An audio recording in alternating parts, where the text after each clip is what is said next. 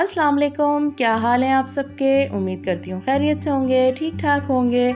आज हम आपको लेकर आए हैं हैदराबाद की मछली मार्केट में, जो कि फ़कीर के पेड़ के बिल्कुल नीचे जब आप उतर जाते हैं तो सीधे हाथ पर वाक़ है। और अगर आप पक्के किले की तरफ से आ रहे हैं 2 कब्र की चाड़ी उतर के, तब भी आपके सीधे हाथ पे पड़ेगी।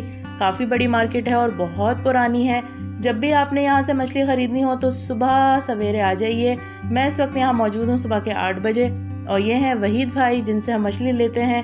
और इतने सालों से मछली ख़रीद के मुझे बहुत अच्छे से पहचान हो गई है कि ताज़ा मछली कैसी होती है और बासी मछली कैसी होती है।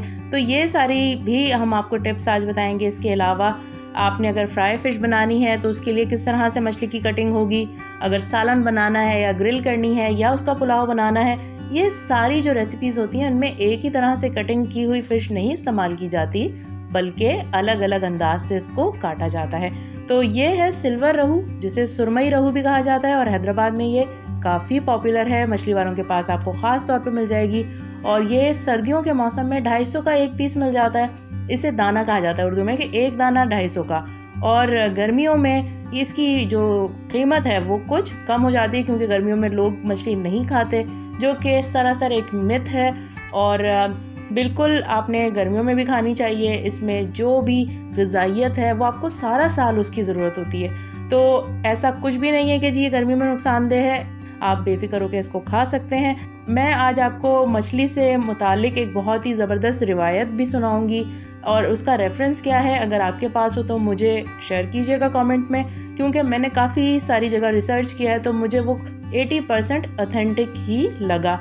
इस वजह से मैं आपके साथ उसको शेयर कर रही हूँ। वो भी आपको साथ साथ बताते जाएंगे, कटिंग भी दिखाएंगे, और बहुत सारी चीज़ें आज की इस वीडियो में होंगी, तो फिर मेरे साथ रहिएगा।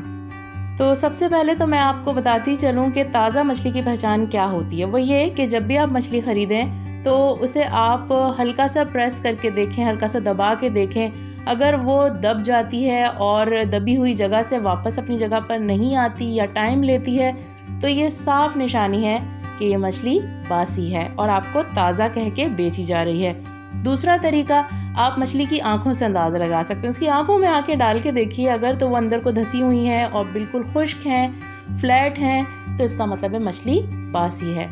और इसके अलावा जो तीसरा तरीका है वो ये कि आप जो इसके मुंह के पास ये गलफड़े होते हैं, इस हड्डी को हल्का सा उठा के देखेंगे और वो आपको लाल नहीं दिख रहे, डार्क कलर के हैं, तो इसका मतलब है कि मछली बासी है।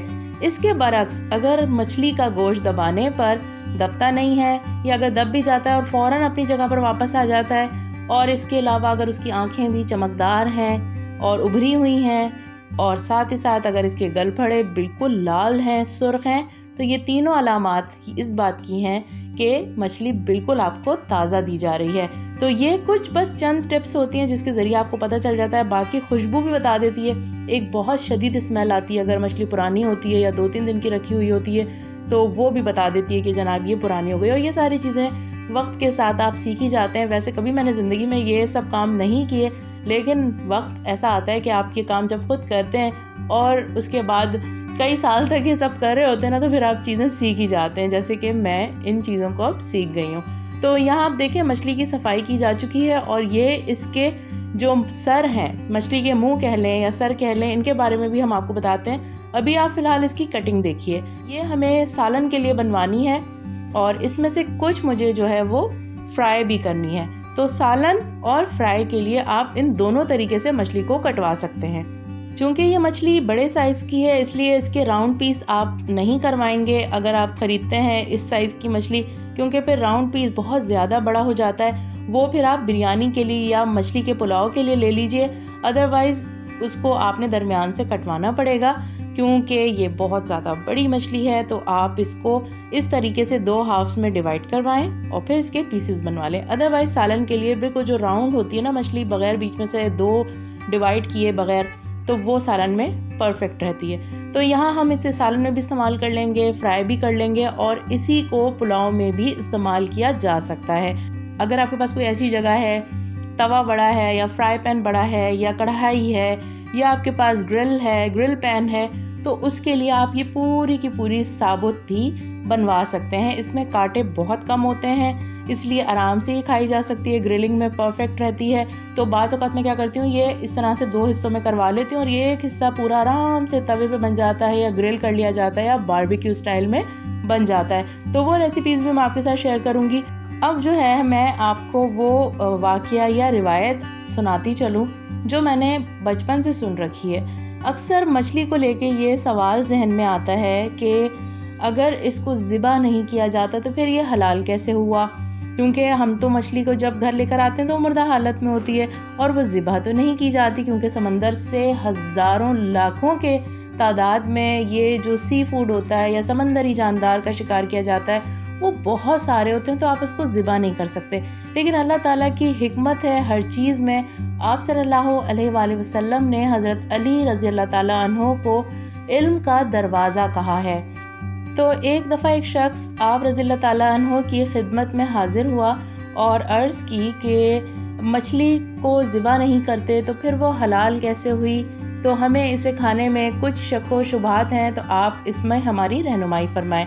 तो आप रज़ी अल्लाह ताला अन्हो ने बड़ा प्यारा जवाब दिया कि जानदार को ज़िबा इसलिए किया जाता है ताकि उसके जिस्म का सारा फासिद खून बाहर निकल जाए और गोश्त पाक व साफ़ हो जाए, क्योंकि खून जो है वो ममानियत में शामिल होता है। खून को आप ना पका सकते हैं ना खा सकते हैं, तो इस वजह से ज़िबा किया जाता है जानवर।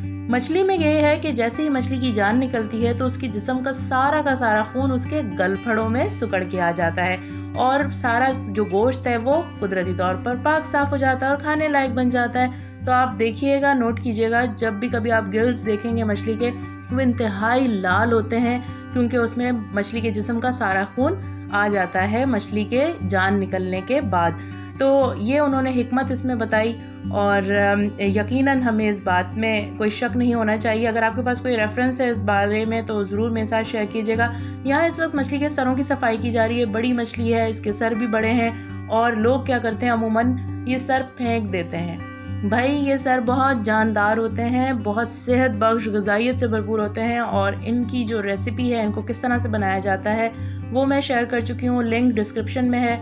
वहाँ जाके आप क्लिक कीजिए और चेक कीजिए कि मछली के सरों को किस तरह से पका के आप खा सकते हैं। बिनाई के लिए ये बहुत मुफीद होते हैं। अगर नज़र कमज़ोर है, हफ्ते में 2 बार इसका शोरबा बना के खाइए, रोटी चूर लीजिए या चावल से खाइए।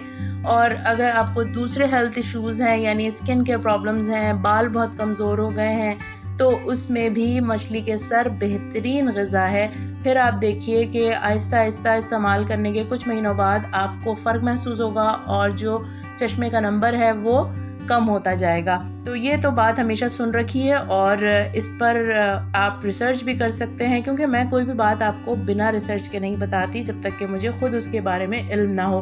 और इनकी देखें ये सफाई इन्होंने कितने अच्छे से की है। इसके छोटे छोटे पीसेस नहीं किए हैं बल्कि बड़े पीसेस ही रहने दिए हैं। आंखें इसमें से निकाल दी हैं और ये देखें ये गलफड़े जिनके बारे में मैंने भी आपको बताया था कि मछली के जिस्म का सारा खून इसके अंदर एब्जॉर्ब हो जाता है, यानी कि जमा हो जाता है और मछली का गोश्त बिल्कुल साफ़ सुथरा होता है। यही बात है कि आपको मछली के गोश्त में से कभी भी खून निकलता हुआ बहता हुआ नज़र नहीं आएगा। ये गलफड़े सारा खून अपने अंदर जज़्ब कर चुके हैं और यहाँ ये हमारा गोश्त जो है वो कट के बिल्कुल तैयार हो चुका है। तो अब बारी है इसको हम पैक करवा लेते हैं। पैक किस तरह होगा और कितनी सहूलत से आप घर ले जाते हैं ये भी हम आपको दिखाते चलें। थोड़ा सा आपको यहाँ बेयर करना पड़ता है स्मेल वगैरह को ना, क्योंकि ज़ाहिर है मछली है और मछली मार्केट है तो वहाँ स्मेल भी बहुत ज़्यादा होती है और आपके कपड़ों में भी रच बस जाती है। तो कुछ तो हम कहते हैं ना कि अगर ज़ुबान का जायका बरकरार रखना है, अच्छी चीज़ खानी है, तो फिर बेहतरीन ये है कि आप खुद अपने हाथों से जाके वो चीज़ ख़रीद के लाइए। और अब इस सारी मछली को कागज़ के ऊपर रखा जा रहा है ताकि अगर इसमें से ज़रा सा भी ब्लड वगैरह निकलता है तो वो इसी में अब्जॉर्ब हो जाए और घर तक ये आराम से सहूलत के साथ ले जाई जा सके। और ये 2 बड़े पीसेस थे जिन्हें हमने कटवाया है और टोटल इस मछली का वज़न बना है कोई 5 किलो के करीब, यानी सारा वेस्ट वगैरह निकलाने के बाद ये 5 किलो में थोड़ा सा कम इसका वज़न है और कीमत बिल्कुल मुनासिब है। इस वक्त जो मुर्गी मिल रही है, आप समझें आप पैसे देके अपने लिए बीमारियां ख़रीद रहे हैं, तो इससे बहुत बेहतर नहीं है कि हम वो चीज़ खा लें जिसमें बीमारी नहीं है और आपके पैसे भी वसूल हो रहे हैं। तो यहाँ ये देखें अब जो बाकी मछली है वो दूसरे कागज़ में लपेटी जा रही है, तो घर तक ये सहूलत के साथ चली जाती है और घर जाते आप इसको फ़ौरन से वॉश कीजिए।